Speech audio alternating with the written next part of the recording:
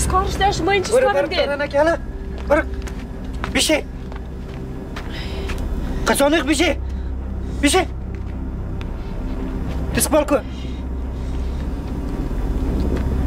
بیشه حاجی نوردو میخواست فرار کنه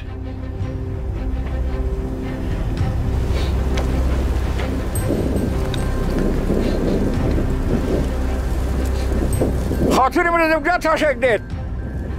اگر نگفتید لاش میمیش دراز منو با خدا ما خبر نیم من مورد خاگن من جمع دادم مگفت ما راجی قدر جزا میدیم ما سرش قار شدم گفتم بار خانه خون مو خانهت میشه مو شویت میشه ریخت خاک دان من جبار بیشی ما سرش قار شدم گفتم بار خانه خون مر خدا در قسمت کده تو از قسمت فرار نمیتونی آجر چیز کارش در چریخ سقاری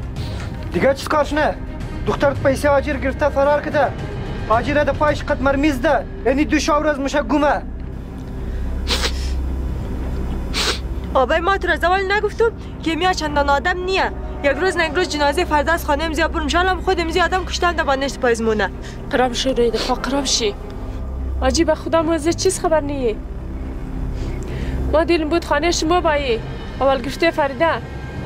قدر من حیثنت نکو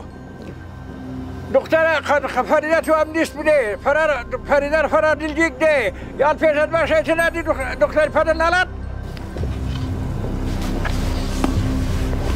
دوستایز اگر میخواین درامه های ما از همه اول به دست شما برسن پس زنگوله را فشار بدین